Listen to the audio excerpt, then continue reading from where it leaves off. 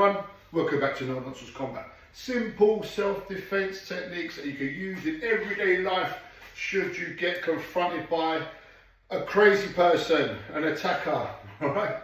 Hopefully you won't, but there's a lot of them out there, especially if you venture into the wrong area. You know, you've got to be aware, got to be careful. So what I'm trying to break it down to show you self-defense techniques for the normal everyday person. Okay, you don't have to be going to a martial arts school and getting your belts and going through all these forms and all that, just to learn a little bit of simple self-defense that may help you. Okay, it's very easy to pick up. All it is just simple techniques. A block is a block, a strike is a strike. As long as you do it properly, it's going to work. Okay, so what we're looking at today, I'm looking at a preemptive clinch and strike. Yeah. Now, what do I mean about that? What do I mean about preemptive? Preemptive means when I attack first. Now, you might be thinking, oh, attack first. Won't that mean you'll get in trouble? No. If the person in front of you is causing you fear for your safety and for others, then you can get away with preemptive strike. If they're saying, I'm going to do this to you, I'm going to do that to you, and they're clenching their fists, they're foaming out the mouth, they're swearing, they're threatening, their hands are going towards their pockets, so they might be drawing out a weapon, you are allowed to hit them first.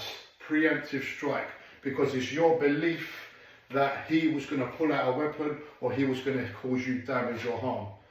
So you can get away with a preemptive strike should it go that way with the police get involved.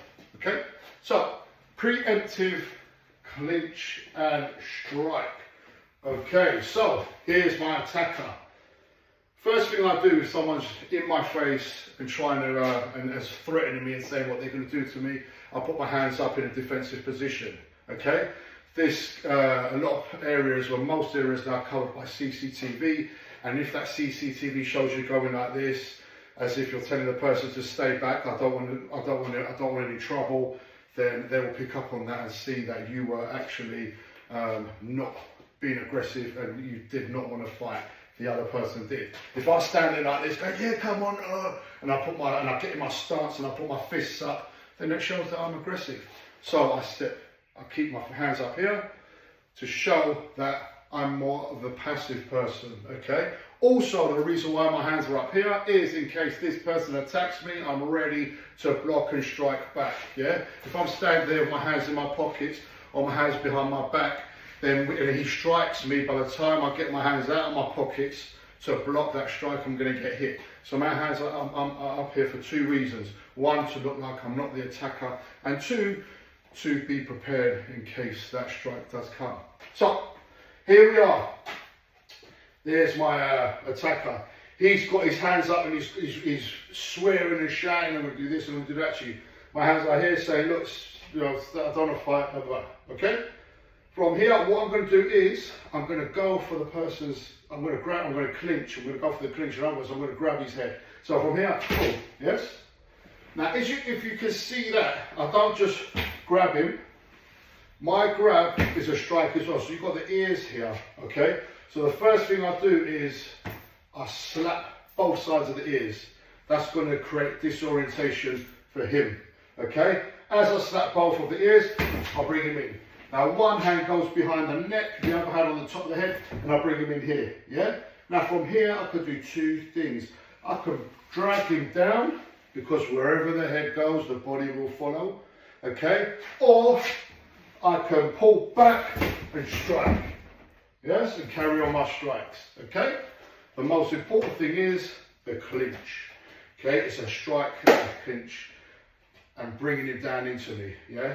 Okay, so from here, sir, of course, I've got him now. I can bring him down, yes? Or I've got him now. And it goes on, okay?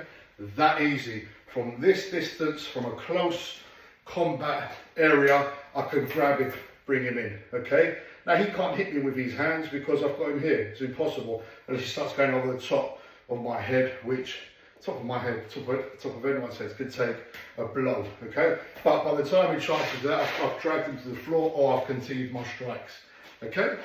Easy, yeah? You could do this on someone that's taller than you. You could do this on someone that's smaller than you, although you probably won't. But if he is taller, I'm going to come up this way. I'm still bringing him down, yeah? Okay? If I want, I can palm strike first and grab. Yeah, for a bit, grab. There's very, very many different variations of what we can do in that situation, okay? But we're keeping it simple, so all we're doing is, boom, grabbing him. Yeah? But if there's a wall behind you, fantastic. If I'm up against a wall, and he's got me cornered in a wall, bam, and I'm now turning around, and I'm going to smash his face, right into that wall. Yeah, smash his face, I don't care. Okay, smash his face into the wall and then run. Usain Bolt it out of there. Okay, so guys, again, simple self-defense techniques for the everyday person. Okay, hope that makes sense. Again, watch, subscribe, tell all your friends, and yeah, thanks again for everyone. Thanks again everyone for watching.